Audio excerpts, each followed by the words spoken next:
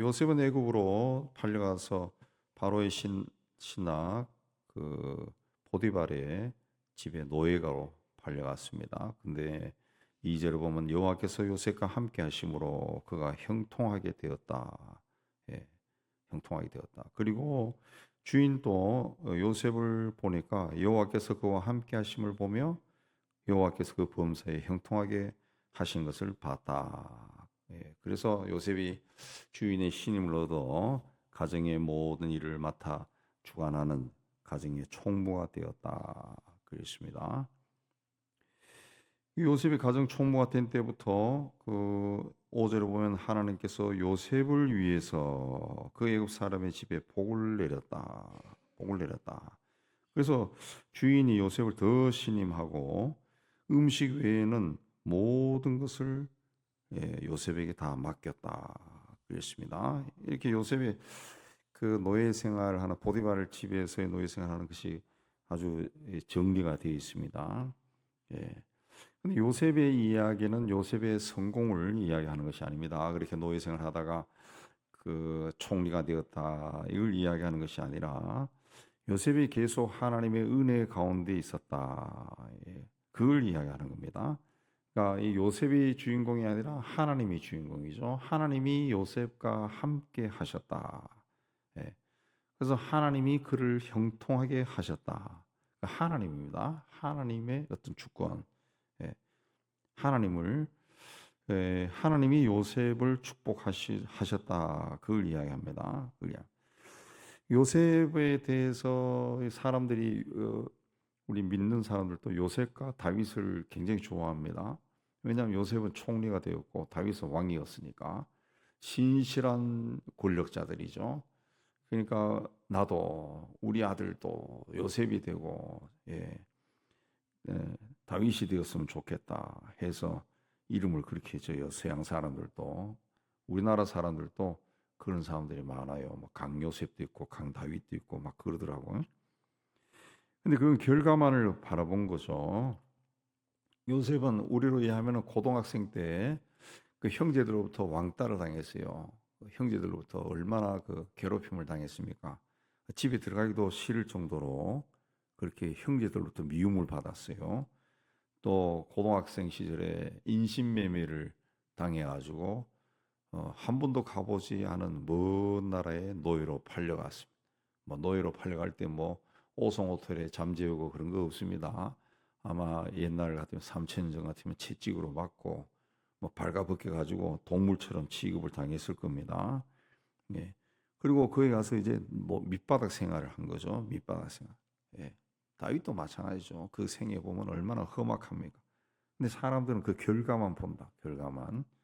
아마 자기 자식이 그렇게 고등학교 때부터 노예가 되고 먼 나라로 팔려가고 요셉은 그야말로 하나님의 은혜 가운데 총리가 되어 있지만은 보통 사람들은 그냥 그대로 그냥 갑니다. 평생 그렇게 산다고. 예. 그러니까 그 너무 그 결과만 보고 그 좋아하는 것은 좀 지양해야죠. 그래서 이 하나님과 그 요셉과 이 다윗의 경우에서도 많은 사람들이 하나님이 함께 하시고 또 형통한 삶을 살았다. 여기에 대해서도 굉장히 이 잘못된 생각을 가지고 있습니다. 하나님이 함께 하신다 그러면은 그 처음부터 그 형제들로부터 미움 당하지도 않아야 되고 인신매매도 없고 당하지 않아야 되고 밑바닥 생활도 해서는 안 되죠. 안 됩니다. 예, 그런 일들은 하나님이 함께하지 않는 사람들에게나 발생하는 것이 어떻게 하나님이 함께하는데 그 형제들로부터 미움받고 노예가 되고 그런 생활을 할 수 있습니까? 하나님이 함께하시는 사람이라면은 슬픈 일도 괴로운 일도 고통스러운 일도 일어나지 않아야 된다는 거죠. 않아야. 우리는 그렇게 생각합니다. 그래서 나에게도 그런 아주 슬프고 괴롭고 힘든 일이 생기면은 하나님이 나를 떠난 것이 아닌가, 하나님이 나를 외면한 것이 아닌가 그런 마음이 들고 우울해지고 기도도 안 되고 막 그래요. 근데 그런 거는 전혀 성경적인 근거가 떠난 겁니다. 오늘 말씀에서 가르쳐 주는 것은 아주 신실한 하나님의 사람이라 할지라도 인생길을 걸어갈 때 환난을 만날 수 있다는 거죠. 환난을 만날 수 있. 그리고 아주 밑바닥까지 떨어질 수가 있다는 거죠. 다 망해버리고 그야말로 노예의 처지가 될 수 있다는 거죠. 예. 그 어떤 관점에서 보면은 하나님을 믿지 않은 보디발이 요셉보다 훨씬 좋습니다. 훨씬 더 풍족하고 풍요롭고 또 고위 관료로 권력도 누리고 그렇게 살아요. 자, 오늘 말씀은 도저히 하나님께서 함께 하신다고 볼 수 없는 상황에서 하나님이 그와 함께 하셨다. 계속 그 이야기합니다. 하나님이 함께 하셔서 형통했다. 이 감옥에 갇혔을 때도 이 21절에 보면 하나님이 요셉과 함께 하셨다. 이 3절에도 하나님이 요셉과 함께 하셨다. 계속 이야기합니다. 이 가나안 땅에 거주하는 야곱과도 함께 하셨고 애굽 땅에 노예로 팔려간 요셉과도 하나님이 함께했다. 요셉이 아버지의 사랑을 받고 채색옷을 입고 다닐 때도 하나님이 그와 함께 하셨고 노예로 팔려갔을 때도 함께 하셨다는 거죠. 우리도 똑같습니다. 즐겁고 기쁘고 모든 일들이 잘 될 때도 하나님이 함께 하셔서 그런 일이 난 거고 슬프고 괴롭고 비참한 시간을 보내고 있을 때도 여전히 하나님은 나와 함께 하신다라는 겁니다. 그래서 바울은 범사에 감사라 이는 그리스도 예수 안에서 너희를 향한 하나님의 뜻이다 그랬습니다. 범사에 감사라는 거죠. 감사할 수 있을 때만 감사하는 것이 아니라 인간적으로 감사한라는 말이 나오지 않을 때도 감사하는 것이 하나님을 믿는 사람들이 해야 되는 행위라는 거죠. 하나님이 내 인생을 주관하신다라는 고백이 범사에 감사에 나온다는 거죠. 범사가. 우리는 우리 삶에서 형통하지 않은 일이 일어났을 때 왜 이런 일이 생겼을까? 하나님이 왜 나에게 이런 일을 이렇게 하실까? 그에 대해서 끊임없이 질문을 합니다. 그리고 해답을 얻으려고 애를 써요. 그러나 그 이전에 하나님은 여전히 나와 함께 하시고 내 삶을 인도하신다. 하나님에 대한 신뢰감을 그 속에서도 우리가 가지고 있어요. 그래서 그게 감사죠. 감사합니다. 그 요셉이 17살에 팔려가서 30살에 총리가 될 때까지 무려 13년의 세월을 다 이해할 수는 없지만은 하나님이 여전히 그와 함께 하셨다. 우린 그걸 생각해야 됩니다. 그래서 요셉과 함께 하시고 요셉 때문에 그 애굽 사람의 집에 복을 내렸다. 그랬습니다. 요셉을 위해서. 요셉에게 복을 내린 게 아니라 요셉을 위해서 그 애굽 사람의 집에 복을 내렸다는 거죠. 요셉은 애굽 사람의 노예예요. 노예. 그 요셉에게 노예가 복을 받으면은 어떻게 될까요? 노예가 혼자 살만 찌고 그러면 오히려 오해받겠죠. 그 애굽 사람의 집에 복을 내리면은 그 복이 그 집에 있어 일하는 사람들에게 다 내려오겠죠. 맨날 보리밥 먹다가 복 받아서 쌀밥 먹으면은 종들도 쌀밥을 먹겠죠. 요셉을 위해서 애굽 사람의 집에 복을 내렸다. 그랬습니다. 내가 어느 회사에 들어가고 어떤 일을 할 때 하나님이 나에게 복을 줄 때는 내가 속한 그 공동체에 복을 주는 공동체, 회사에 복을 주고 거래처에 복을 주고 그러면은 그 사람이 받은 복이 나에게로 또 흘러오는 거죠. 나에게 줄 수 없을 때는 내가 속한 곳에 나의 거래처에 나와 상관이 있는 곳에 복을 주는 거죠. 복을 주. 여기 이제 요셉을 위해서 그 애굽 사람의 집에 복을 내렸다. 그 개념이죠. 자, 그런데 이제 7절에 가면은 그 보디발 주인의 아내가 요셉에게 눈짓했다, 유혹했다. 그랬습니다. 요셉의 어머니 라헬은 그 성경에 보면은 곱고 아리따운 여인이다. 그랬습니다. 그래서 야곱이 라헬에게 빠진 거죠. 굉장히 그 아름다운 예쁘고 아름다운 사람이었는 것 같습니다. 그러면 어머니의 아들도 잘생겼겠죠. 그래서 6절에도 보면은 요셉은 용모가 빼어나고 아름다웠다. 굉장히 잘생겼다는 거죠. 그 용모가 빼어나고 아름다웠다라는 단어는 어머니 라헬을 묘사할 때 쓰는 단어와 똑같은 단어입니다. 뜻이 뭐냐면 용모가 빼어나고 아름다웠다. 이 뜻은 굉장히 잘생겼다는 뜻입니다. 아주 매력적이고 잘생겼다. 그랬습니다.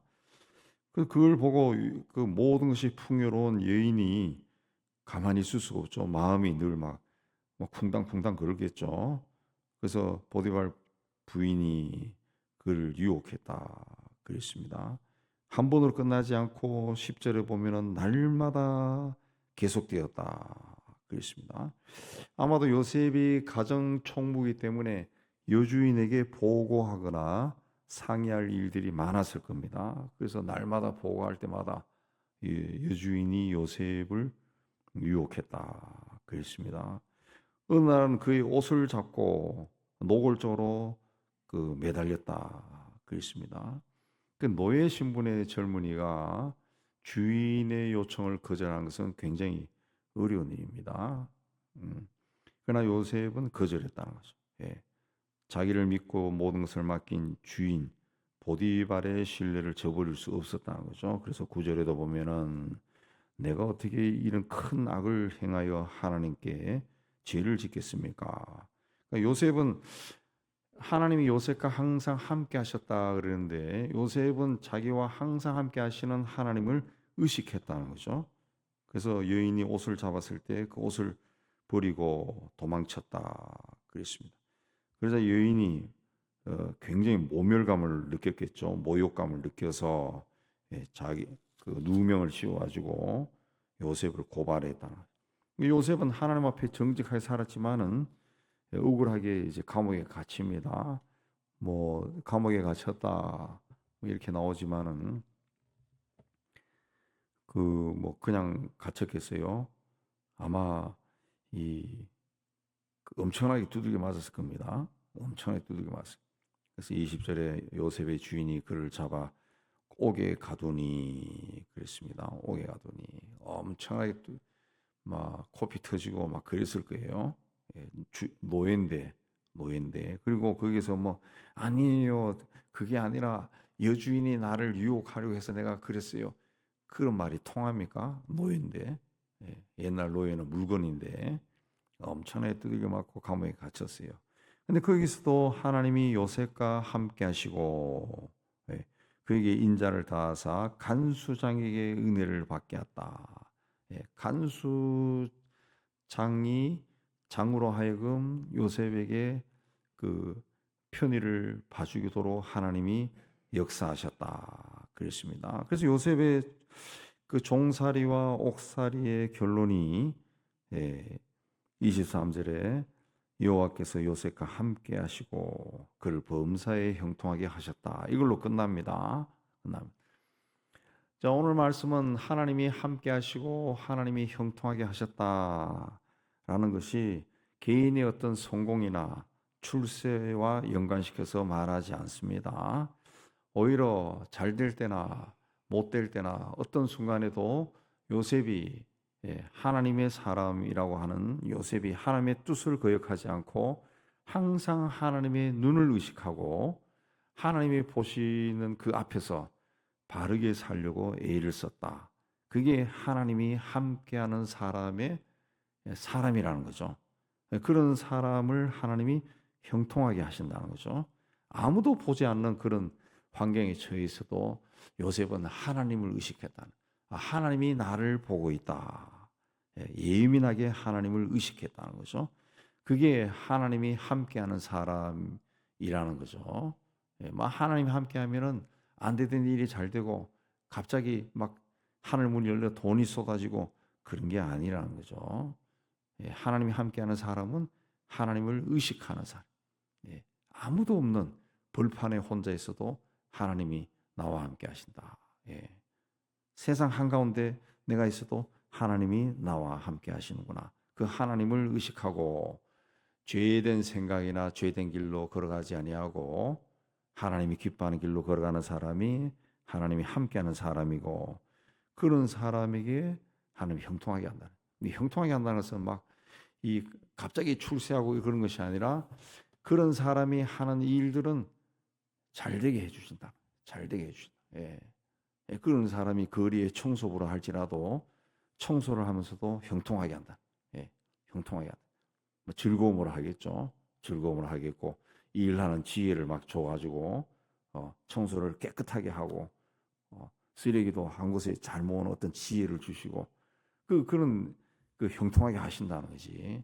갑자기 하나님이 함께 하시고 형통하게 하는 사람이다 그러면 거리의 청소부가 갑자기 구청의 청소과장으로 막 진급을 하고 어느 날 갑자기 국장이 되고 그런 게 아니라는 거죠. 자기 하는 일에서 하나님이 지혜를 주시고 능력을 주셔서 잘 되게 하신다는 거죠. 하나님이 함께 하시고 형통하게 하신다. 그것이 뭔가를 오늘 말씀은 우리에게 가르쳐 줍니다. 하나님이 함께하는 사람은 나와 함께 하시는 하나님을 의식하는 사람. 내가 의식해야 돼. 내가 그런 사람이 하나님이 함께하는 사람. 하나님이 형통하게 하는 사람은 내 삶의 자리에서 지혜와 능력을 주셔서 하나님이 일하게 하시는 분. 그래서 요셉이 일을 잘해요. 일을 잘. 주인이 인정할 정도로 일을 잘해서 총무가 되고 감옥에서도 총무가 되는 하나님이 지혜를 주. 그게 형통입니다. 그게 형통. 여러분을 또 하나님이 함께 하시고 형통한 삶을 사시기를 주님의 이름으로 축복합니다.